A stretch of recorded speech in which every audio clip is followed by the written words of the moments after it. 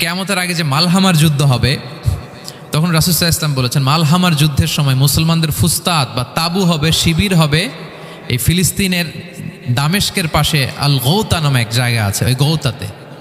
এবং ঈসা আলাইহিস সালাম এসে যে দাজ্জালকে হত্যা করবেন সেটাও ওই শামে। ফিলিস্তিনের বাবুল লুদ এখনও একটা জায়গা আছে, ওই জায়গাটার নাম এখনও বাবুল লুদ, ওখানে তিনি দাজ্জালকে হত্যা করবেন। এবং সেখানে একটা সাদা মিনারা আছে, ফেরেশতার পাখায় ভর করে ঈসা আলাইহিস সালাম তখন সেখানে নেমে আসবেন। ওই ফিলিস্তিনের ওই শাম দেশের ওই মিনারার পাশে তিনি এসে পৃথিবীতে তিনি নজুল করবেন, নজুল ঈসা আলাইহিস সালাম। তো তিন এবং জাইতুনের কসম করে বেসিকলি আল্লাহ তাআলা ঈসা আলাইহিস সালামের জন্মস্থানের কসম করেছেন। কারণ তিন এবং জাইতুন, ডুমুর এবং জলপাই, অলিভ কোন দেশে বেশি হয়? শাম দেশে। আওয়াজ করে বলেন কোন দেশে? বর্তমান ফিলিস্তিন এবং সিরিয়া, এবং ওই ভূখণ্ডে আল্লাহ নবী ঈসা আলাইহিস সালামের জন্মস্থান। তাহলে এই দুই ফলের কসম করে বেসিকলি আল্লাহ তাআলা ঈসা আলাইহিস সালামের জন্মস্থানের কসম করেছেন। ওনার প্রতি নাজিল হওয়া যে তাওরাত ইনজিল গ্রন্থ, এই রেভেলেশনের কসম করেছেন। আচ্ছা, এরপরে ওয়াতুরি সিনিন, সিনাই পর্বতের কসম। সিনাই পর্বত বা তুর পাহাড় হচ্ছে মিশরে অবস্থিত, আর মিশর হচ্ছে মুসা আলাইহিস সালামের জন্মস্থান। কার জন্মস্থান? মুসা আলাইহিস সালামের জন্মস্থান। তাহলে ওয়াতুরি সিনিন, তুর পাহাড়ের কসম বুঝিয়ে আল্লাহ তাআলা মূলত মুসা আলাইহিস সালামের জন্মস্থানের কসম করেছেন, যেখানে তাওরাত নাজিল হয়েছে। এরপরে ওয়াহাদাল বালাদিল আমিন, এ নিরাপদ শহর বলে আল্লাহ তাআলা মক্কা শহরকে বুঝিয়েছেন। আর মক্কা কার জন্মস্থান বলেন তো? মুহাম্মদুর রাসূলুল্লাহ সাল্লাল্লাহু আলাইহি ওয়াসাল্লাম, সাইয়্যিদুল মুরসালিন, খাতামুন নবিয়্যিন, রাহমাতাল লিল আলামিন, হাবিবুল্লাহ মুহাম্মদুর রাসূলুল্লাহ সাল্লাল্লাহু আলাইহি ওয়াসাল্লামের জন্মস্থান। তাহলে এই চারটা আয়াতে চারটা শপথের মধ্য দিয়ে মূলত আল্লাহ তাআলা ঈসা আলাইহিস সালামের জন্মস্থান, মুসা আলাইহিস সালামের জন্মস্থান এবং মুহাম্মদ সাল্লাল্লাহু আলাইহি ওয়াসাল্লামের জন্মস্থান, যেই তিনটা এলাকায় ভূখণ্ডে তিনটা মেজর ওহী নাজিল হয়েছে। এক তো ঈসা আলাইহিস সালামের কাছে নাজিল হয়েছে ইনজিল কিতাব, আরেকটা হচ্ছে তাওরাত। তাওরাত এমন কিতাব যে কিতাব দিয়ে হাজার হাজার নবীরা ফয়সালা করেছেন। বনি ইসরাইলের অনেক নবীর উপর কোনো কিতাব নাজিল হয়নি, তার মানে তারা রসুল ছিলেন না, তারা নবী। তারা সব কিছু তাওরাত দিয়েই ফয়সালা করতেন। আর রাসূল সাল্লাল্লাহু আলাইহি ওয়াসাল্লামের উপর কোরআন নাজিল হয়েছে। তার মানে প্রথম চারটি শপথ দিয়ে বেসিকলি ইনজিলের শপথ, তাওরাতের শপথ এবং কোরআনের শপথ। বুঝতে পেরেছেন সবাই? শুরুতেই সূরাতুত তিনের কয়েকটা আয়াত তেলাওয়াত করেছি। এটা কালামুল্লাহ মাজিদের 95 নম্বর সূরা। এই সূরাটা মক্কাতুল মুকাররমাতে নাজিল হয়েছে। এই সূরার আয়াত সংখ্যা 8টা। এই সূরার শুরুতে আল্লাহ তাআলা 4টা কসম করেছেন, ওয়াত-তিনি ওয়াজ-জাইতুনি ওয়া-তুরি সিনিনা ওয়া হাযাল বালাদিল আমিন। ওয়াত-তিন, তিনের কসম, ওয়াজ-জাইতুন, জাইতুনের কসম, ওয়া-তুরি সিনিন, সিনাই পর্বতের কসম, ওয়া হাযাল বালাদিল আমিন, আর এই নিরাপদ শহরের কসম। তো 4টা শপথ করেছেন বা আল্লাহ তাআলা কসম করেছেন। কসম দিয়ে আল্লাহ তাআলা কোরআনের অনেক সূরা শুরু করেছেন। যেমন একটা সূরায় আল্লাহ ফজরের সময়ের কসম করেছেন, আল্লাহ বলেছেন ওয়াল ফাজর। আল্লাহ আকাশের কসম করেছেন ওয়াস-সামা ইযাতিল বুরুজ। আল্লাহ তাআলা সূর্যের কসম করেছেন ওয়াশ-শামসি ওয়া দুহাহা। এভাবে আল্লাহ তাআলা তার সৃষ্টির অনেক কিছুর কসম করে গুরুত্বপূর্ণ কোনো মেসেজ বা বার্তা আমাদের সামনে হাজির করেন। তো এই সূরাতে আল্লাহ তাআলা 4টা জিনিসের কসম করে একটা খুবই গুরুত্বপূর্ণ বার্তা মানব মণ্ডলীর জন্য এই সূরাতে তিনি হাজির করেছেন। এই সূরাটা আমাদের অনেকেরই মুখস্থ আলহামদুলিল্লাহ, এবং আল্লাহ রাসূল সাল্লাল্লাহু আলাইহি ওয়াসাল্লাম প্রায় বিভিন্ন নামাজে এই সূরাটা তেলাওয়াত করতেন। বারা ইবনে আযিব রাদিয়াল্লাহু তাআলা আনহু উনি বর্ণনা করেন যে আমি একবার এশার সালাতে আল্লাহ রাসূল সাল্লাল্লাহু আলাইহি ওয়াসাল্লামের কণ্ঠে নামাজে সূরা 3 তিনি তেলাওয়াত করেছেন, আমি নিজ কানে শুনেছি। এবং ওনার কণ্ঠ যে এত মধুর ছিল, আমার জীবনে এত সুমধুর কণ্ঠের তেলাওয়াত আমি শুনি নাই। আল্লাহর হাবিব সাল্লাল্লাহু আলাইহি ওয়াসাল্লামের কোরআন তেলাওয়াতের যে কণ্ঠ এত সুমিষ্ট ছিল, এত চমৎকার ছিল, শুধু তেলাওয়াত শুনেই অনেকে শাহাদা পড়ে মুসলমান হয়েছে। আবু জাহেল মক্কায় নিষেধ করতো যে কেউ যাবা না মুহাম্মদের কাছে, সে পাগল, সে গণক, সে মিথ্যাবাদী, সে জাদুকর, সে স্বামী স্ত্রীর মধ্যে বিচ্ছিন্নতা নিয়ে আসে, সে বাবা ছেলেকে আলাদা করে দেয়, তার কাছেই যাবা না। আর সে যা বলে শুনবাই না, কানে আঙ্গুল দিয়ে রাখবা। তো মানুষকে যেটা নিষেধ করা হয় বেশি, মানুষের ওইটার ব্যাপারে আগ্রহ থাকে বেশি। সে যত নিষেধ করতো মানুষ আরো বেশি বেশি যেয়ে শুনতো। মানুষকে সে কি বারণ করবে? সে দিনের বেলা নিষেধ করতো, রাতে যে লুকিয়ে লুকিয়ে নিজেই তেলাওয়াত শুনতো। তাহলে চিন্তা করেন যে আল্লাহর হাবিব সাল্লাল্লাহু আলাইহি ওয়াসাল্লামের কোরআনিক রেসিটেশন কত চমৎকার মেলোডিয়াস ভয়েস হলে স্বয়ং আবু জাহাল রাত্রিবেলা লুকিয়ে লুকিয়ে কোরআন তেলাওয়াত শুনতে যেত আল্লাহর হাবিব সাল্লাল্লাহু আলাইহি ওয়াসাল্লামের কণ্ঠে। তো রাসূল সাল্লাল্লাহু আলাইহি ওয়াসাল্লাম সূরাতুত তিনটা এশার সালাতে তিনি তেলাওয়াত করেছেন, এই মর্মে হাদিসে পাওয়া যায়। এবং এই সূরাটা একটা ফলের নামে সূরা। তিন একটা ফল, আরব বিশ্বে খুব বেশি হয়। তিন ফল, আমরা বাংলাদেশে ডুমুর বলি, ইংরেজিতে ফিগ বলে, ফিগ ট্রি। তো ফলের নামে বেসিকলি আল্লাহ তাআলা এই সূরাটাকে, এই চ্যাপ্টারটাকে ডেডিকেট করেছেন। আমরা সূরাকে ইংরেজিতে চ্যাপ্টার বলি। কোরআনে 114টা চ্যাপ্টার, এর মধ্যে এই সূরাটা হচ্ছে ফলের নামে ডেডিকেটেড। বিভিন্ন নামে খুব ইনক্লুসিভ ওয়েতে আল্লাহ তাআলা কোরআনে সূরাগুলো দিয়েছেন। কোরআনে আপনি প্রাণীর নামে সূরা পাবেন, প্রাণী। মানুষের নামে সূরা পাবেন। মানুষের মধ্যে তিন ভাগ, মুমিন, তারপর কাফির, এরপর মুনাফিক। প্রত্যেকের নামে সূরা। সূরাতুল মুমিনুন আছে, সূরাতুল কাফিরুন আছে, আবার সূরাতুল মুনাফিকুন আছে। আমাদের দৃশ্য জগতের সবচেয়ে বড় প্রাণীটা হচ্ছে হাতি, তাই না? এই হাতির নামে একটা সূরা আছে। বলেন তো, এই সূরার নাম কি? সূরা ফিল। তারপর আমরা যে দেখি আমাদের দৃশ্য জগতের সবচেয়ে ছোট প্রাণী হচ্ছে পিঁপড়া। পিঁপড়ার নামে একটা সূরা আছে, সূরা আন-নামল। আন-নামল মানে পিঁপড়ার সূরা। মাকড়সার নামে সূরা আছে, সূরাতুল আনকাবুত। তারপর গোষ্ঠীর নামে সূরা আছে, সূরাতু আলে ইমরান। বংশের নামে সূরা আছে, সূরাতু কুরাইশ, কুরাইশ বংশের নামে সূরা। এইভাবে খুব ইনক্লুসিভ ওয়েতে, এমন কিছু নাই যে আল্লাহ তাআলা উল্লেখ করেন নাই। মা ফাররাতনা ফিল কিতাবি মিন শাই, উল্লেখ করে নাই কোরআনে এমন কিছু নাই, সব কিছু আল্লাহ তাআলা উল্লেখ করেছেন। তো এই সূরাটা হচ্ছে একটা ফলের নামে। ফলটার নাম হচ্ছে তিন ফল। আল্লাহ তাআলা বলছেন ওয়াত-তিন, তিনের শপথ। আমি একবার সরল বঙ্গানুবাদ করি, এরপর আমি তাফসিরে ঢুকি। তিনের শপথ। ওয়াজ-জাইতুন, জাইতুনের শপথ। ওয়াতুরি সিনিন, সিনাই পর্বতের শপথ। ওয়াহাদাল বালাদিল আমিন, এই নিরাপদ শহরের শপথ। লাকাদ খালাকনাল ইনসানা ফি আহসানি তাকওয়িম, নিশ্চয় আমি মানুষকে খুব চমৎকার সুন্দর অবয়বে সৃষ্টি করেছি। সুম্মা রাদাদনাহু আসফালা সাফিলিন, এরপরে তাকে আবার নিচু থেকে নিচুর দিকে নামিয়ে দিয়েছি। ইল্লাল্লাযীনা আমানু ওয়া আমিলুস সলিহাত, তবে তারা ছাড়া যারা ঈমান এনেছে এবং সৎকর্ম করেছে। ফালাহুম আজরুন গায়রু মামনুন, তাদের জন্য আছে অফুরন্ত পুরস্কার। ফামা ইউকাযযিবুকা বা'দু বিদ্দিন, এগুলো জানার পরও কিসে তোমাকে দিন অস্বীকারের ব্যাপারে উদ্বুদ্ধ করলো? আলাইসাল্লাহু বিআহকামিল হাকিমিন, আল্লাহ তাআলা কি শ্রেষ্ঠ বিচারক নন? সাদাকাল্লাহুল আযীম। এই হচ্ছে এই সূরাটির সরল অনুবাদ। এবার আমরা তাফসিরে ঢুকি। প্রথমে আল্লাহ তাআলা বলেছেন ওয়াত-তিন, তিনের শপথ। তিন মানে তো আমরা জানলাম, তিন মানে ডুমুর। আল্লাহর হাবিব সাল্লাল্লাহু আলাইহি ওয়াসাল্লাম তিনি তিন ফল পছন্দ করতেন, এবং এটা ডায়াবেটিক্সের জন্য ভালো, ডায়াবেটিক্স নিয়ন্ত্রণ করে। আমাদের বোনদের যাদের ইররেগুলার মেনস্ট্রুয়েশনাল পিরিয়ড হয়, এটার জন্য এটা খুব ভালো, এবং খুব স্ট্রেংথ স্টেমিনা আনে শরীরে। এটা জান্নাতের একটা গাছ। আদম আলাইহিস সালাম এবং হাওয়া আলাইহিস সালামকে যখন আল্লাহ বলেছিল ওয়ালা তাকরাবা হাযিহি শাজারাতা ফাতাকুনা মিনায যালিমিন, আদম এবং হাওয়া জান্নাতের সব জায়গায় যেতে মন চায় যাও, যা খেতে মন চায় খাও, এই নিষিদ্ধ গাছের কাছে যেও না, তাহলে তোমরা জালিম হয়ে যাবে। শয়তান এসে উল্টা বুঝালো, সে বলল তোমাদের খেতে নিষেধ করছে কেন জানো? আল্লাহ চায় না যে তোমরা জান্নাতে থাকো, আল্লাহ চায় এখান থেকে তোমাদের বের করে দিবে, কিন্তু তোমরা যদি এই গাছের ফল খাও আল্লাহ আর বের করতে পারবে না। দেখছেন শয়তানের অবস্থা? শয়তান কিন্তু নেগেটিভিটি নিয়ে সামনে আসে না, আসে খুব আপনার ওয়েল উইশার হিসেবে, উপদেশ নিয়ে, খুব ভালো একটা পজিটিভ ওয়েতে আসে। তো ওনারা খেয়ে ফেললেন এই নিষিদ্ধ গাছের ফল। খাওয়ার ফলে আদম আলাইহিস সালাম, হাওয়া আলাইহিস সালাম, ওনাদের গা থেকে জান্নাতের পোশাকগুলো ঝরে পড়ে গেল। এখন কি দিয়ে ওনারা ওনাদের প্রাইভেটকে ঢাকবেন? তখন ওনারা, তাফসির ফি জিলালিল কোরআনে এসেছে যে ওনারা এই তিন গাছের পাতা নিয়ে নিজেদের প্রাইভেট ঢেকেছিলেন। সুবহানাল্লাহ।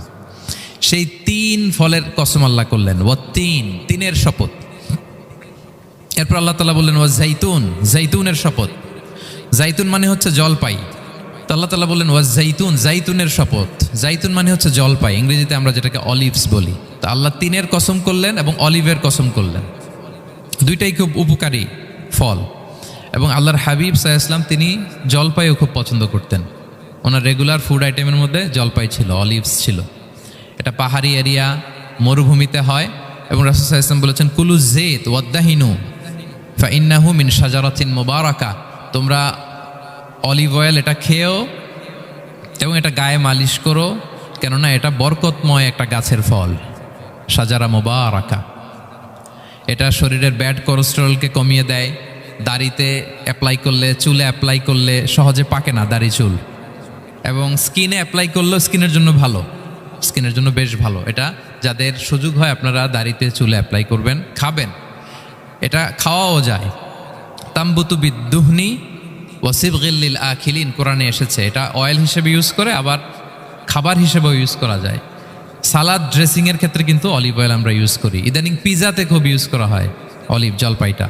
তো এটা আপনারা খেতে পারেন, এটা খুবই সুস্বাদু। এবং জলপাই গাছের মানে জাইতুন গাছের ডালের মেসোয়াক খুব ভালো হয়। আল্লাহর হাবিব সাল্লাল্লাহু আলাইহি ওয়াসাল্লাম জাইতুনের ডাল দিয়ে মেসোয়াক করতেন। তিনি বলতেন নে'মা সিওয়াকিয়া জাইতুন, সবচেয়ে শ্রেষ্ঠ মেসোয়াক হচ্ছে জাইতুনের, মিনাশ শাজারাতিল মুবারাকা, কারণ এটা বরকতময় গাছের ডালা।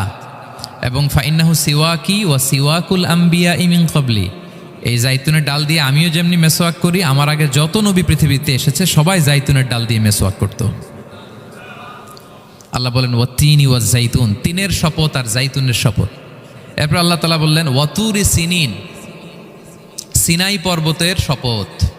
প্রথমে দুইটা ফলের শপথ করলেন, এবার একটা পাহাড়ের শপথ করতেছেন। আপনারা কি তুর পাহাড়ের নাম শুনেছেন? হ্যাঁ শুনেছেন। এই সিনাই পর্বত দ্বারা তুর পাহাড় উদ্দেশ্য। এটা মিশরের একটা পাহাড়, অনেক উঁচু, 2285 মিটার উঁচু। ওইটার নিচে আছে মুকাদ্দাসে তুয়া, যেখানে মুসা আলাইহিস সালামকে আল্লাহ তাআলা জুতা খুলতে বলেছিলেন, ফাখলা না আলাইকা ইন্নাকা বিল ওয়াদিল মুকাদ্দাসি তুয়া, হে মুসা তুমি পবিত্র উপত্যকায় এসেছো, জুতা খুলো। তো ওখানে সব ধর্মের লোকেরা যায়, সব ধর্মের লোকদের জন্য তীর্থস্থান, মুসলিম, জুইশ, খ্রিস্টিয়ান সবাই যায়। এটা সিনাই একটা এলাকা আছে মিশরের, north south Sinai, north Sinai, এটা সাউথ সিনাইতে অবস্থিত। তো নিচে একটা খ্রিস্টানদের প্রাচীন গির্জা আছে, সেন্ট ক্যাথেরিনা গির্জা। সেখান থেকে চলতে চলতে আপনাকে উপরে যেতে হবে, ফজরের পরে আবার চলে আসতে হবে, তা না হলে দুপুরবেলায় 10টা-11টার দিকে এমন সূর্যের প্রখর তাপ ওই পাথরের মধ্যে লাগে, ওখানে আর থাকা যায় না। একেবারে তুর পাহাড়ের উপরে সেখানে খ্রিস্টানদের জন্য ছোট্ট একটা সেনাগোগ আছে, তারা প্রার্থনা করে। খ্রিস্টানদের একটা চার্চ আছে, মুসলিমদের জন্য ছোট্ট একটা মুসল্লা আছে সুরাওয়ের মতো।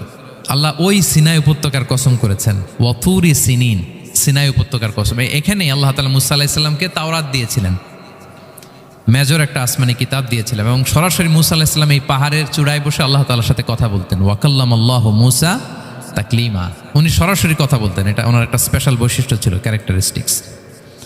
এবং আল্লাহ তাআলা নূরের তাজাল্লি দিয়ে এই পাহাড়কে একবার জ্বালিয়ে দিয়েছিলেন। আজও এই পাহাড়ের রংটা অনেকটা একটু লালচে, একটু কালোচে, একটু রেডিশ কালারের। এবং মুসা আলাইহিস সালাম এই নূরের তাজাল্লির ঝলকে তিনি বেহুশ হয়ে গিয়েছিলেন এই পাহাড়ের উপরে। ইয়াজুজ মাহাজুজ যখন কিয়ামতের আগে আগমন করবে, তখন মুসলমানদের সেন্টার হবে। ঈসা আলাইহিস সালাম মুসলমানদেরকে নিয়ে ওইখানে অবস্থান করবেন, এই তুর পাহাড়ের ওখানে। এবং আল্লাহর হাবিব সাল্লাল্লাহু আলাইহি ওয়াসাল্লামের মেরাজের রাতে ইসরার সময় একটা স্টেশন ছিল এই তুর পাহাড়। জিবরাইল আলাইহিস সালাম এই তুর পাহাড়ে আল্লাহর হাবিব সাল্লাল্লাহু আলাইহি ওয়াসাল্লামকে নামিয়ে বলেছিলেন যে এটা জাবাল মুসা, আপনার ভাই মুসার পাহাড়, আপনি এখানে 2 রাকাত নামাজ পড়েন, দোয়া করেন। আল্লাহর হাবিব সাল্লাল্লাহু আলাইহি ওয়াসাল্লাম এই তুর পাহাড়ে 2 রাকাত সালাত আদায় করেছিলেন এবং দোয়া করেছিলেন। আল্লাহ এই তুর পাহাড়ের কসম কাটলেন, ওয়াতুরি সিনিন, সিনাই পর্বতের কসম, যেখানে তাওরাত কিতাব নাজিল হয়েছিল। এরপর আল্লাহ তাআলা বললেন ওয়াহাদাল বালাদিল আমিন, আর এই নিরাপদ শহরের শপথ। এই শহর দ্বারা মক্কা শহর উদ্দেশ্য, কারণ রাসূল সাল্লাল্লাহু আলাইহি ওয়াসাল্লাম তখন মক্কায় ছিলেন, মক্কা নগরী। এই শহরের পূর্ব নাম ছিল বাক্কা।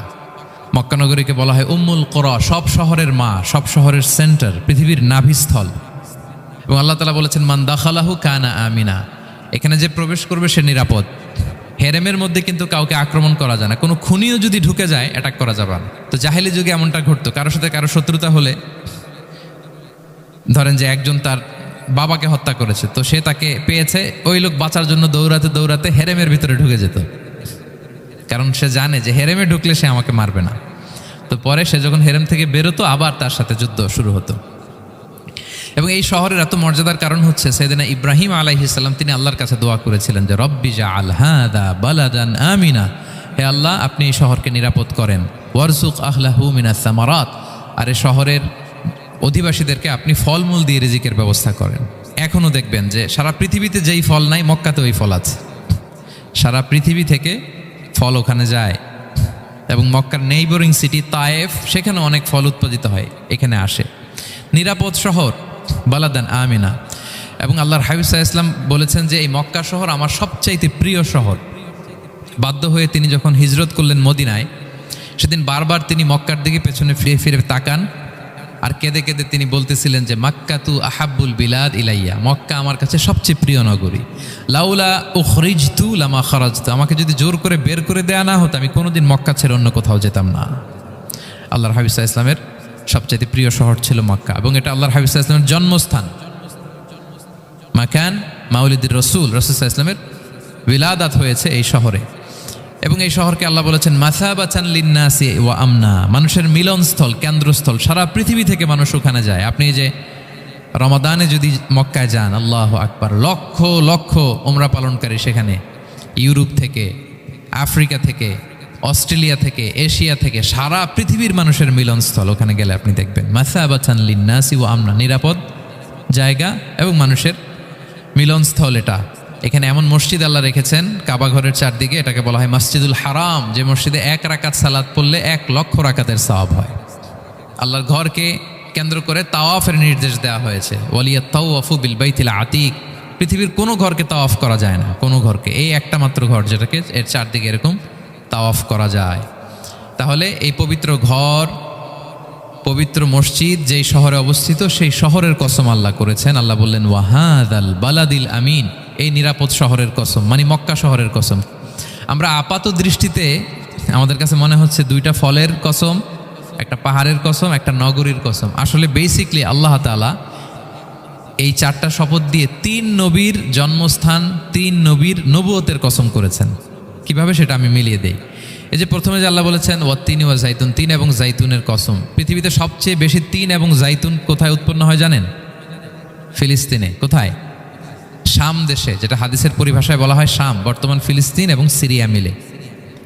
3 জাইতুন দিয়ে বেসিকলি আল্লাহ তাআলা ফিলিস্তিনের শপথ করেছেন, শাম দেশের শপথ, যেখানকার বেথলহামে ঈসা আলাইহিস সালাম, জেসাস ক্রাইস্ট, তিনি জন্মগ্রহণ করেছেন, ঈসা আলাইহিস সালামের জন্মস্থান। তাহলে 3 জাইতুনের শপথের মাধ্যমে মূলত আল্লাহ তাআলা ঈসা আলাইহিস সালামের জন্মস্থানের শপথ করেছেন, কারণ সেখান থেকে ওহী বিচ্ছুরিত হয়েছে, ওনার কাছে ইনজিল নাজিল হয়েছিল। এবং এই শামের মর্যাদার ব্যাপারে অনেক কথা আল্লাহর হাবিব সাল্লাল্লাহু আলাইহি ওয়াসাল্লাম তিনি বলেছেন।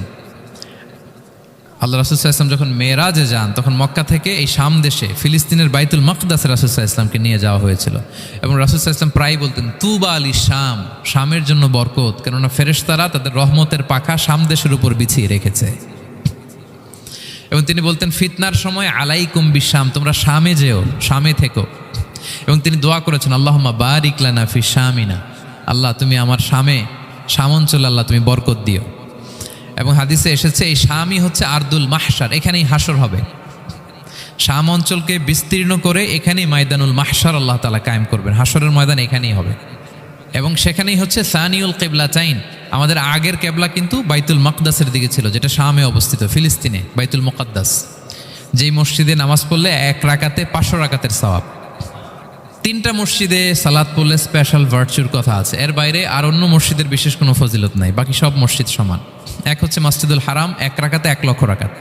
2 নম্বর মসজিদে নববী, 1 রাকাতে 1000 রাকাতের সওয়াব। আর একটা দুর্বল বর্ণনায় 50,000 রাকাতের সওয়াব। 3 নম্বরে এই মসজিদুল আকসা, 1 রাকাতে 500 রাকাতের সওয়াব। এই 3 মসজিদে যেন আমরা যে সালাত আদায় করতে পারি, আল্লাহ তুমি তৌফিক দান করো। 2 মসজিদে তো একেবারেই সহজ যাওয়া, মক্কা মদিনাতে। বাইতুল মাকদাসে যেন আমরা যেতে পারি, আল্লাহ তুমি সেই পরিস্থিতি আমাদের জন্য তৈরি করে দাও। তো এই বাইতুল মাকদাসের দিকে রাসূল সাল্লাল্লাহু আলাইহি ওয়াসাল্লাম টানা 14 বছর নামাজ পড়েছেন। 14 বছর। প্রথম 13 বছর কোনো সমস্যা হয়নি মক্কায়, কারণ তখন কেবলা বাইতুল মুকাদ্দাস থাকলেও রাসূল সাল্লাল্লাহু আলাইহি ওয়াসাল্লাম সামনে রাখতেন কাবাকে, কেবলা বাইতুল মুকাদ্দাস, কিন্তু তিনি তো মক্কায় ছিলেন নবুয়তির প্রথম 13 বছর, সামনে কাবাকে রাখতেন, তারপরে টু দ্য ডাইরেকশন অফ বাইতুল মুকাদ্দাস। কিন্তু যখন মদিনায় গেলেন তখন তো আর কাবা নাই, তখন রাসূল সাল্লাল্লাহু আলাইহি ওয়াসাল্লাম কাবাকে মিস করতে আরম্ভ করলেন। আর প্রায় আল্লাহর কাছে কামনা করতেন আমার বংশের গোড়া ইব্রাহিম আলাইহিস সালামের রুট, যেখানে আমার জন্মস্থান, সেই কাবার দিকে যদি আবার কেবলাটা ফিরিয়ে দেয়া হতো। কদ নারা তাকাল্লুবা ওয়াজহিকা ফিস সামা ফালানুওয়াল্লিয়ান্নাকা কিবলাতান তারদাহা। আল্লাহ আয়াত নাযিল করলেন, নবী আপনি আকাশের দিকে তাকিয়ে কি ভাবেন আমি বুঝি, আপনি চান কেবলার জন্য আমি মক্কার দিকে ঘুরিয়ে দেই। আল্লাহ তাআলা ঘুরিয়ে দিলেন। আল্লাহ বলেন ফাওয়াল্লি ওয়াজহাকা শাতরাল মসজিদিল হারাম, এখন থেকে মসজিদুল হারামের দিকে আপনি টু দ্য ডাইরেকশন অফ কেবলা নামাজ পড়বেন। কেবলা চেঞ্জ হয়ে গেল। তো মদিনায় যে 16-17 মাস আর মক্কায় 13 বছর, মোট 14 বছর আল্লাহর হাবিব সাল্লাল্লাহু আলাইহি ওয়াসাল্লাম এই মসজিদুল আকসার দিকেই হয়েই তিনি নামাজ পড়েছেন। এটা আমাদের আগের কেবলা ছিল। এবং শেষে কিয়ামতের আগে যে মালহামার যুদ্ধ হবে, তখন রাসূল সাল্লাল্লাহু আলাইহি ওয়াসাল্লাম বলেছেন মালহামার যুদ্ধের সময় মুসলমানদের ফুস্তাত বা তাবু হবে, শিবির হবে এই ফিলিস্তিনের দামেস্কের পাশে আল গৌতা নামে এক জায়গা আছে, ওই গৌতাতে। এবং ঈসা আলাইহিস সালাম এসে যে দাজ্জালকে হত্যা করবেন সেটাও ওই শামে, ফিলিস্তিনের বাবুল লুদ এখনো একটা জায়গা আছে, ওই জায়গাটার নাম এখনো বাবুল লুদ। ওখানে তিনি দাজ্জালকে হত্যা করবেন। এবং সেখানে একটা সাদা মিনারা আছে, ফেরেশতার পাখায় ভর করে ঈসা আলাইহিস সালাম তখন সেখানে নেমে আসবেন। ওই ফিলিস্তিনের ওই শাম দেশের ওই মিনারার পাশে তিনি এসে পৃথিবীতে তিনি নুজুল করবেন, নুজুল ঈসা আলাইহিস সালাম। তো তিন এবং জাইতুনের কসম করে বেসিকলি আল্লাহ তাআলা ঈসা আলাইহিস সালামের জন্মস্থানের কসম করেছেন। কারণ তিন এবং জাইতুন, ডুমুর এবং জলপাই, অলিভ কোন দেশে বেশি হয়? শাম দেশে। আওয়াজ করে বলেন কোন দেশে? বর্তমান ফিলিস্তিন এবং সিরিয়া, এবং ওই ভূখণ্ডে আল্লাহ নবী ঈসা আলাইহিস সালামের জন্মস্থান। তাহলে এই দুই ফলের কসম করে বেসিকলি আল্লাহ তাআলা ঈসা আলাইহিস সালামের জন্মস্থানের কসম করেছেন। ওনার প্রতি নাজিল হওয়া যে তাওরাত ইনজিল গ্রন্থ, এই রেভেলেশনের কসম করেছেন। আচ্ছা, এরপরে ওয়াতুরি সিনিন, সিনাই পর্বতের কসম। সিনাই পর্বত বা তুর পাহাড় হচ্ছে মিশরে অবস্থিত, আর মিশর হচ্ছে মুসা আলাইহিস সালামের জন্মস্থান। কার জন্মস্থান? মুসা আলাইহিস সালামের জন্মস্থান। তাহলে ওয়াতুরি সিনিন, তুর পাহাড়ের কসম বুঝিয়ে আল্লাহ তাআলা মূলত মুসা আলাইহিস সালামের জন্মস্থানের কসম করেছেন, যেখানে তাওরাত নাজিল হয়েছে। এরপরে ওয়াহাদাল বালাদিল আমিন, এ নিরাপদ শহর বলে আল্লাহ তাআলা মক্কা শহরকে বুঝিয়েছেন। আর মক্কা কার জন্মস্থান বলেন তো? মুহাম্মদুর রাসূলুল্লাহ সাল্লাল্লাহু আলাইহি ওয়াসাল্লাম, সাইয়্যিদুল মুরসালিন, খাতামুন নবিয়্যিন, রাহমাতাল লিল আলামিন, হাবিবুল্লাহ মুহাম্মদুর রাসূলুল্লাহ সাল্লাল্লাহু আলাইহি ওয়াসাল্লামের জন্মস্থান। তাহলে এই চারটা আয়াতে চারটা শপথের মধ্য দিয়ে মূলত আল্লাহ তাআলা ঈসা আলাইহিস সালামের জন্মস্থান, মুসা আলাইহিস সালামের জন্মস্থান এবং মুহাম্মদ সাল্লাল্লাহু আলাইহি ওয়াসাল্লামের জন্মস্থান, যেই তিনটা এলাকায় ভূখণ্ডে তিনটা মেজর ওহী নাজিল হয়েছে। এক তো ঈসা আলাইহিস সালামের কাছে নাজিল হয়েছে ইনজিল কিতাব, আরেকটা হচ্ছে তাওরাত। তাওরাত এমন কিতাব যে কিতাব দিয়ে হাজার হাজার নবীরা ফয়সালা করেছেন। বনি ইসরাইলের অনেক নবীর উপর কোনো কিতাব নাজিল হয়নি, তার মানে তারা রসুল ছিলেন না, তারা নবী। তারা সব কিছু তাওরাত দিয়েই ফয়সালা করতেন। আর রাসূল সাল্লাল্লাহু আলাইহি ওয়াসাল্লামের উপর কোরআন নাজিল হয়েছে। তার মানে প্রথম চারটি শপথ দিয়ে বেসিকলি ইনজিলের শপথ, তাওরাতের শপথ এবং কোরআনের শপথ। বুঝতে পেরেছেন সবাই? আল্লাহ ওহির শপথ করেছেন। দেখেন, ফল, পাহাড়, নগরী মাড়িয়ে সারা পৃথিবী ঘুরিয়ে আপনাদেরকে শেষ পর্যন্ত ইনজিল, তাওরাত এবং কোরআনে নিয়ে আসছেন আমার সাথে আসছেন। হ্যাঁ, এই রেভেলেশনের শপথ আল্লাহ করেছেন। তাহলে ওয়াত্তিনি ওয়াজাইতুনি ওয়াতুরি সিনিনা ওয়াহাদাল বালাদিল আমিন, এই চার আয়াতে চারটা শপথের মধ্য দিয়ে মূলত আল্লাহ তাআলা আসমান থেকে নাজিল হওয়া যে ওহী, এই ওহীর শপথ অথবা ওহী যেই ভূখণ্ডে নাজিল হয়েছে সেই ভূখণ্ডগুলোর শপথ করে আল্লাহ একটা গুরুত্বপূর্ণ কথা বলবেন। সেটা কি? আল্লাহ তাআলা বললেন, লাকাদ খালাকনাল ইনসানা ফি আহসানি তাকওয়িম, আর আমি মানুষকে অত্যন্ত চমৎকার অবয়বে সৃষ্টি করেছি, চমৎকার গঠনে, চমৎকার স্ট্রাকচারের ডিজাইনে সৃষ্টি করেছি। মানুষের দৈহিক অবকাঠামো গঠন এটা যেমনি চমৎকার, মানুষের ইন্টেলেকচুয়াল কাঠামো এটা চমৎকার, মানুষের আচরণগত যে বিহেভিয়ারাল ট্রেটস, ক্যারেক্টারিস্টিক্স এটাও চমৎকার। প্রত্যেক দিক থেকে আল্লাহ তাআলা নান্দনিকভাবে মানুষকে তিনি তৈরি করেছেন। আমরা যদি দেহের কথা বলি, হিউম্যান অ্যানাটমি নিয়ে যাদের ধারণা আছে, আপনি শুনলে অবাক হবেন এত জটিলভাবে আমাদের দেহটা ফাংশন করে। ঠিক যেই মুহূর্তে আমি কথা বলতেছি আমার ব্রেইন সচল, আমার নার্ভ সিস্টেম সচল, হেয়ারিং সিস্টেম, স্মেলিং সিস্টেম, আমার এই যে হার্ট সচল, সিস্টোলিক ডায়াস্টোলিক অলিন্দ নিলয় হচ্ছে, আমার লাং কাজ করতেছে, কিডনি ইজ ওয়ার্কিং পারফেক্টলি, সব কিছু কাজ করতেছে। এত সূক্ষ্মভাবে আমাদের দেহটা কাজ করে, এটাকে ইংরেজিতে বলে মরফোলজি, আকৃতি সংক্রান্ত যে বিদ্যা। এটা নিয়ে যদি আপনি দেখেন যে মানুষের হাত কিভাবে কাজ করে, মানুষের পা কিভাবে কাজ করে, মানুষের হিউম্যান ব্রেইন কিভাবে কাজ করে, আপনি অবাক হবেন।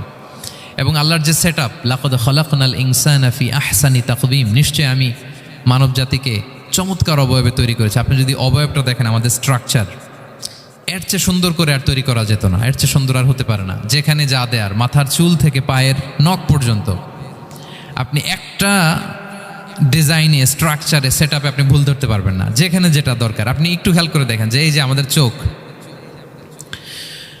চিকিৎসা বিজ্ঞান বলতেছে যে মানুষ 10 মিলিয়নেরও বেশি রং শনাক্ত করতে পারে। Human eyes can identify more than 10 million colours.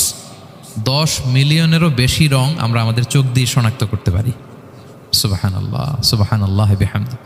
আচ্ছা, চোখের সেট আপটা একটু যদি খেয়াল করেন, দেখেন আমার এই চোখ এখানে না থেকে এটা যদি জাস্ট 2 ইঞ্চি উপরে এখানে হইতো, এইটা যদি কপালে যদি আমাদের চোখ হইতো, কি অবস্থা হইতো বলেন তো? সিজদা দিতে পারতেন আল্লাহকে? বলেন, দিতে পারতেন? আচ্ছা, আমরা কিছু খাওয়ার সময় আমরা কি করি? ওইটা ভালো আছে কিনা, পচে গেল কিনা, স্মেলটা আগে দেখি, তারপরে খাই। দেখেন কত চমৎকার সেট আপ।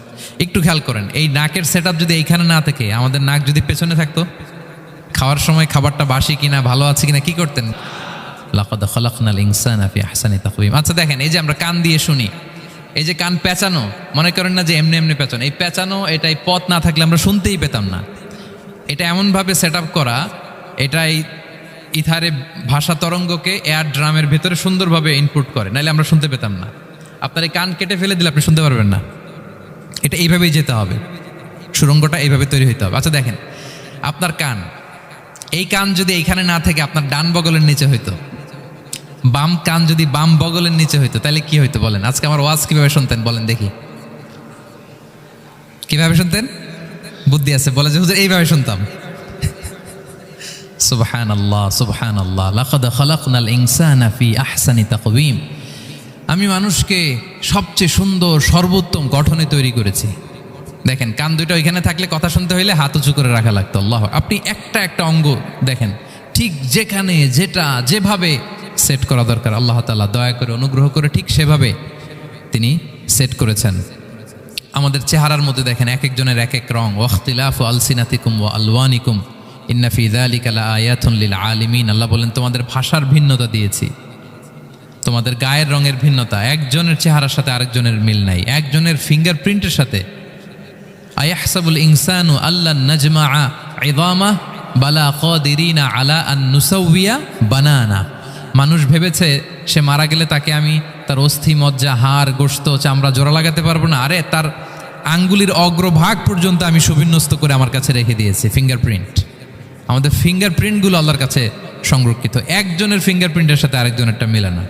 এই যে আমার 10 আঙ্গুলে 10টা ফিঙ্গারপ্রিন্ট, পায়েরগুলো হচ্ছে ফুটপ্রিন্ট, একটার সাথে আরেকটা মিলে। আমার এটার সাথে এটা মিলবে বলেন? আমার সাথে আপনারটা মিলবে? বর্তমানে পৃথিবীতে কত কোটি মানুষের বসবাস বলেন?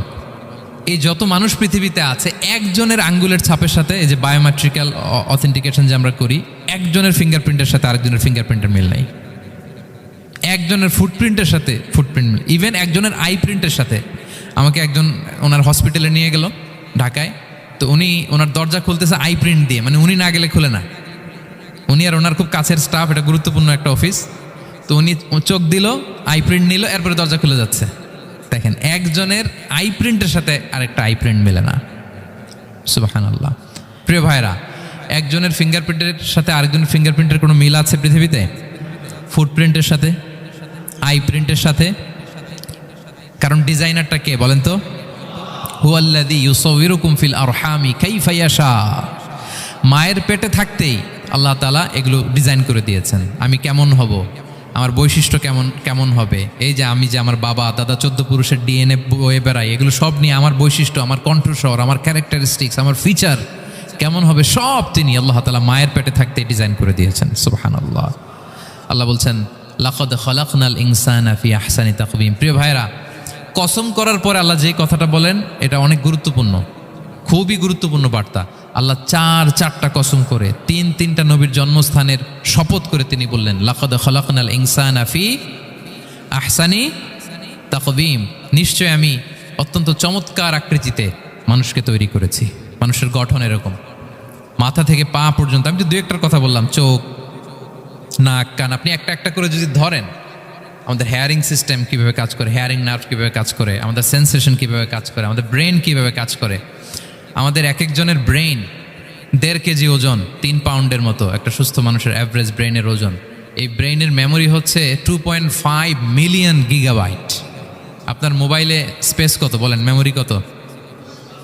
হ্যাঁ, 512 জিবি। আর আমার আর আপনার ব্রেইনের যে মেমোরি, এই মেমোরি হচ্ছে 2.5 মিলিয়ন গিগাবাইটস। আল্লাহ, এই যে প্রতি মুহূর্তে আমাদের নিউরন কানেক্টিভিটি হচ্ছে, ব্রেনের স্নায়ুগুলোর যত কানেক্টিভিটি হয়, যত আমরা চিন্তা করে ব্রেনকে খাটাই, নতুন নতুন জিনিস আমরা তৈরি করতে পারি। এবং এমনভাবে আল্লাহ তাআলা এমন সফিস্টিকেটেড ব্রেইন আল্লাহ মানুষকে দিয়েছে, মানুষ পারে না এমন কিছু নাই। মানুষ যা কল্পনা করতে পারে, মানুষ তা করে দেখাতে পারে। এজন্য আমাদের কল্পনার জানালাটাকে বড় করতে হবে। আই রিপিট, মানুষ যা কল্পনা করতে পারে, ইমাজিন করতে পারে, সেটা মানুষ করে দেখাতে পারে। ওই ক্যাপাসিটি দিয়ে আল্লাহ তাআলা মানুষকে তৈরি করেছেন। সুবহানাল্লাহ, সুবহানাল্লাহ। লাকাদ খালাকনাল ইনসানা ফি আহসানি তাকওয়িম। এই ব্রেনকে খাটিয়ে মানুষের কত ইনভেনশন, কত ডিসকভারি, মানুষ সভ্যতার পর সভ্যতা বিনির্মাণ করেছে। চোখ ধাঁধানো মানুষের আবিষ্কার তাক লাগিয়ে দিয়েছে গোটা বিশ্বে একটার পর একটা করে। আল্লাহ এমনভাবে মানুষকে তিনি তৈরি করেছেন, লাকাদ খালাকনাল ইনসানা ফি আহসানি তাকওয়িম। চমৎকার অবয়বে, তার দৈহিক অবয়ব যেমনি সুন্দর, তার বুদ্ধিগত, তার চিন্তাগত, তার ইন্টেলেক্ট এটাও তেমন সুন্দর, এটাও তেমন চমৎকার। পৃথিবীর কোনো প্রাণীকে আল্লাহ তাআলা এরকম হিউম্যান ব্রেনের মতো এরকম সফিস্টিকেটেড ব্রেন দিয়ে, ইন্টেলেক্ট দিয়ে তৈরি করেনি। এজন্য সব প্রাণী থেকে মানুষ আলাদা, সব প্রাণী থেকে মানুষের চিন্তা, বিবেক, বুদ্ধি এগুলো আলাদা। তাহলে দেখেন, মানুষের শ্রেষ্ঠত্ব মূলত এগুলোর দ্বারা। মানুষ যদি তার চিন্তা, বিবেক, বুদ্ধি খাটায়, সে শ্রেষ্ঠ হয়ে যায়। আমি একটা কথা প্রায় বলি যে মানুষ যদি ভালো হয় সে ফেরেশতার চেয়েও ভালো, আর মানুষ যদি খারাপ হয় সে পশুর চেয়েও নিকৃষ্ট। আল্লাহ বলেন, উলাইকা কাল আনআমি বাল হুম আদাল লাহুম কুলুবুল লা ইয়াফকাহুনা বিহা ওয়া লাহুম আ'য়ুনুল লা ইউবসিরুনা বিহা ওয়া লাহুম আযানুল লা ইয়াসমাউনা বিহা উলাইকা কাল আনআমি বাল হুম আদাল। তাদের হৃদয় আছে, ওটা দিয়ে অনুধাবন করে না সত্যকে। চোখ আছে, ওটা দিয়ে সে সত্যটা দেখে না। কান আছে, হকের কথা শোনে না। উলাইকা কাল আনআম, আল্লাহ বলেন তারা প্রাণীর মতো, চতুষ্পদ জন্তুর ন্যায়। শুধু অতটুকুই না, বাল হুম আদাল, তারা তার চেয়েও নিকৃষ্ট, তার চেয়েও নিকৃষ্ট। তাহলে মানুষ ভালো হলে সে ফেরেশতাকে ছাড়িয়ে যায়, আর মানুষ নিকৃষ্ট হলে সে পশুত্বকে হার মানায়। কথা বুঝতে পেরেছেন? মানে আমরা ভালো হলে সবচেয়ে ভালো, খারাপ হলে সবচেয়ে খারাপ। একটা পশু আর একটা পশুকে হত্যা করে কেটে 20 টুকরা করছে, এরকম কোনো নিউজে আসছে কোনো দিন? কিন্তু আশরাফুল মাখলুকাত মানুষ, তার মতো রক্তে মাংসে গড়া আরেকটা মানুষকে নির্মমভাবে হত্যা করে কেটে 20 টুকরা করে বস্তাবন্দি করে ডোবার মধ্যে ফেলে রাখছে, এরকম নিউজ আছে না বলেন? আছে। মানুষ তার মতো একটা মানুষকে নির্মমভাবে হত্যা করে। এরকমও তো আছে যে কেরোসিন দিয়ে তার মতো আরেকটা মানুষকে সে জ্বালিয়ে দিয়েছে, আছে না নাই বলেন? গ্রামের পর গ্রাম জ্বালিয়ে দেয়, জনপদের পর জনপদ ধ্বংস করে দেয়, বোমা মেরে শহর উড়িয়ে দেয়। লিটল বয় মেরেছিল আমেরিকান সোলজাররা জাপানের হিরোশিমা শহরের উপর। আমি হিরোশিমা তো গত বছর ভিজিট করে আসলাম, আমি নিজে দেখে এসেছি যে এখানে বোমটা মেরেছে। মুহূর্তের মধ্যে পুরো শহর ভ্যানিশ, এমন রেডিয়েশন। তো যেই আমেরিকান পাইলট বোমা মারতেছে সেও মানুষ, সেও কি? আর যাদেরকে ধ্বংসের জন্য এই লিটল বয় মারলো হিরোশিমাতে আর ফ্যাটম্যান মারলো নাগাসাকিতে, এরাও কি? তাহলে দেখেন, মানুষ তার মতো আরেকটা মানুষকে এরকম মেরে টুকরো টুকরো কুচি কুচি করতে সে দ্বিধাবোধ করে না। আল্লাহ, মানুষ গণহত্যা চালায়, জেনোসাইড। এই যে আমাদের বাংলাদেশে তো কিছুদিন আগে হলো গণহত্যা, হেলিকপ্টার থেকে গুলি করে বাচ্চা মেরে ফেলতেছে। কার বাচ্চা? কার কলিজার টুকরা সন্তান? Don't care. জনগণের টাকায়, ট্যাক্সের টাকায় কেনা বুলেট, হেলিকপ্টার দিয়ে জনগণকে, ছাত্রদেরকে হত্যা করা হয়েছে। দেখেন, সেও মানুষ। যারা হত্যা করতেছে, গণহত্যা, জেনোসাইড চালিয়েছে, তারাও মানুষ। তাহলে মানুষ যদি খারাপ হয়, মানুষের চেয়ে খারাপ আর কেউ হয়? আর মানুষ ভালো হলে মানুষের চেয়ে ভালো কেউ হতে পারে?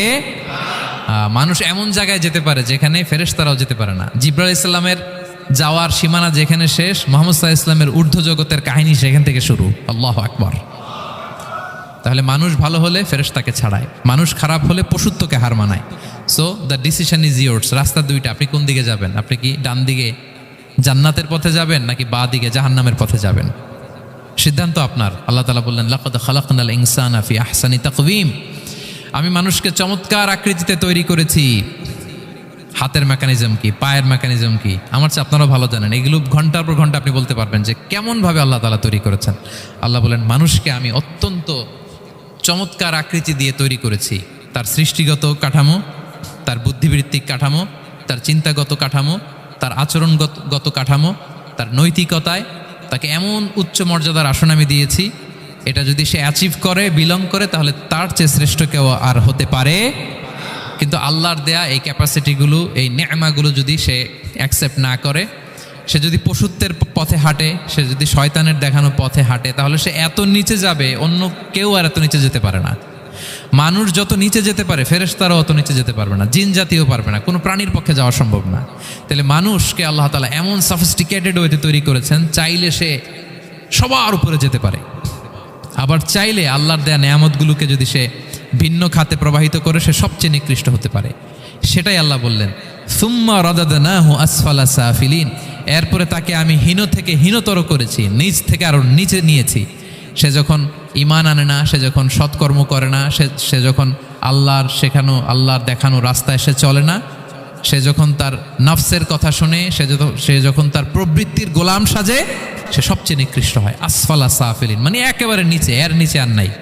আল্লাহ বলেছেন ইন্নাল মুনাফিকিনা ফিদ দারকিল আসফালি মিনান নার, সেখানে আল্লাহ আসফাল বলেছেন। মুনাফিকরা জাহান্নামের একেবারে তলদেশে থাকবে। তাই মানুষ যদি ঈমান আর সৎকর্মের বলে বলিয়ান না হয়, সে এত খারাপ হয়, কেউ এত নিচে যেতে পারে না। বলেন, মানুষ যত নিচে যেতে পারে, জিন তত নিচে যেতে পারবে? ফেরেশতারা পারবে না। আর মানুষ যত উপরে যেতে পারে, ফেরেশতারা এত উপরে যেতে পারবে না। সো দুইটারই সুযোগ আপনার আছে। সুম্মা রাদাদনাহু আসফালা সাফিলিনের দুইটা ব্যাখ্যা।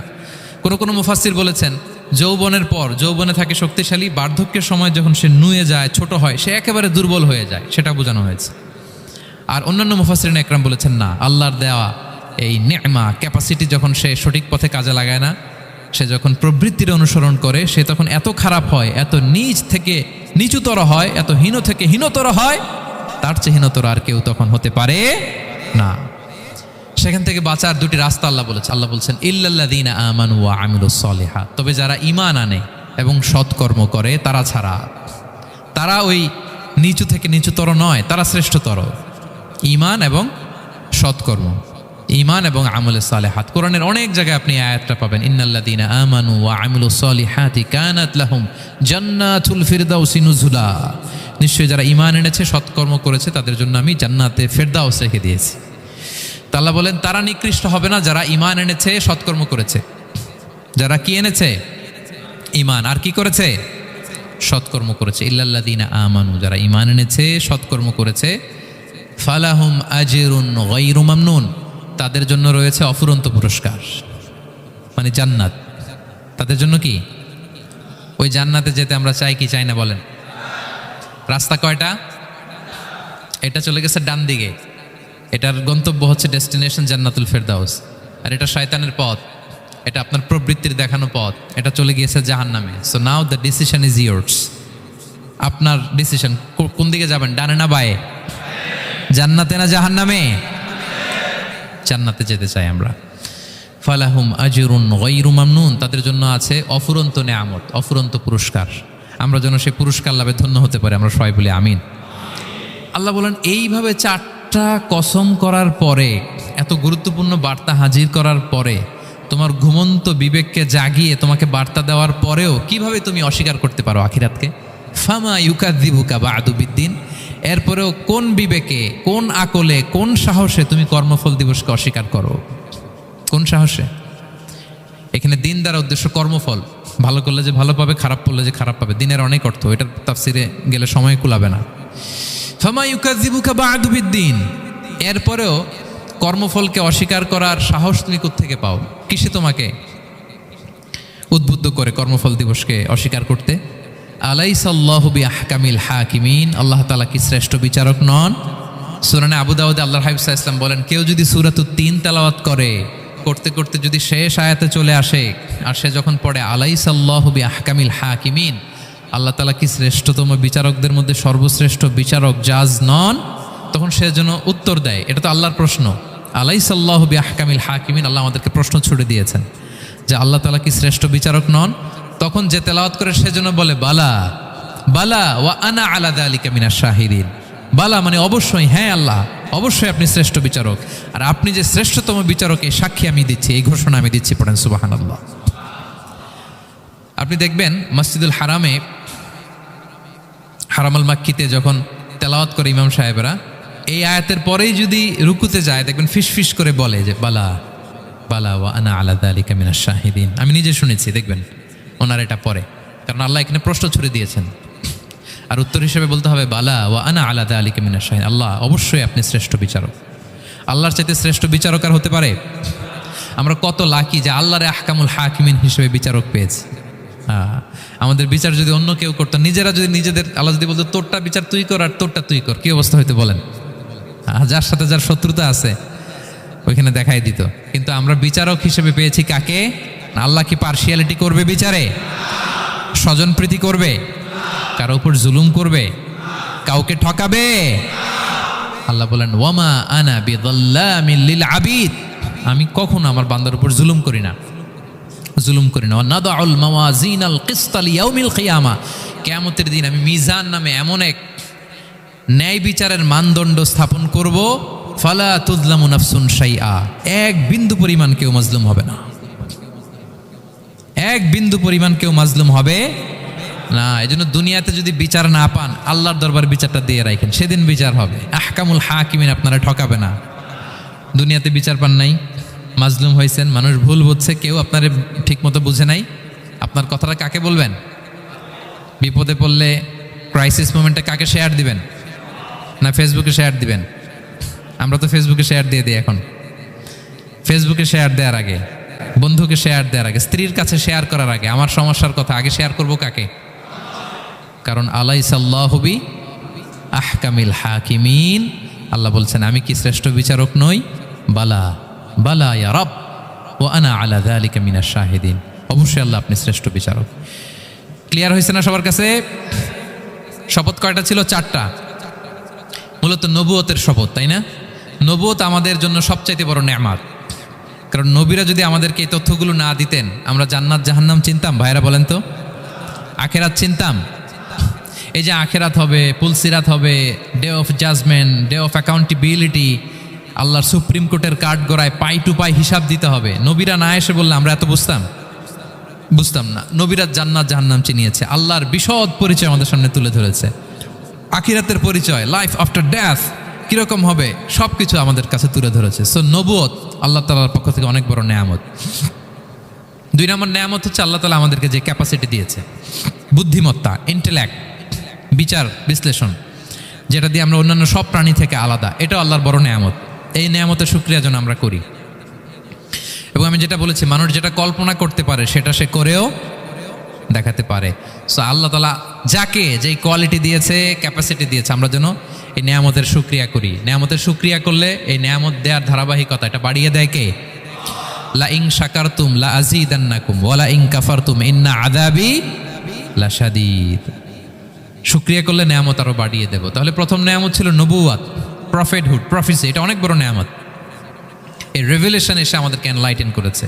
তা না হলে আমাদের গডকে, গডের ফিচার কি, আখেরাত কি, জান্নাত কি, জাহান্নাম কি, the concept of punishment, concept of আখেরা, কিছুই আমরা ভালোভাবে বুঝতাম না। এটার শপথ আল্লাহ করেছেন। আল্লাহ আমাদেরকে নেয়ামত দিয়েছেন, ক্যাপাসিটি দিয়েছেন, সক্ষমতা দিয়েছেন, সবচাইতে সফিস্টিকেটেড ব্রেন দিয়ে তৈরি করেছেন, এটা একটা বড় নেয়ামত। এবং রাস্তা দেখিয়ে দিয়েছেন, হয় ডানে নয় বায়ে।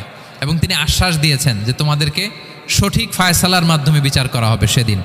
তাই আমাদের বিপদে আপদে সবসময় আমরা যেন ফরিয়াদ করি এক মহান সত্তার কাছে। বলুন তো আওয়াজ করে, তিনি কে? আল্লাহর কাছে যেন আমরা ফরিয়াদ করি। আল্লাহ তাআলা আমাদের সবাইকে কথাগুলো বুঝা আর আমল করার তৌফিক দান করুক। হাযা মা ইনদি ওয়াল ইলমু ইনদাল্লাহি আলাইহি তাওয়াক্কালতু ওয়া ইলাইহি উনীব। সুবহানাকাল্লাহুম্মা ওয়া বিহামদিকা আশহাদু আল্লা ইলাহা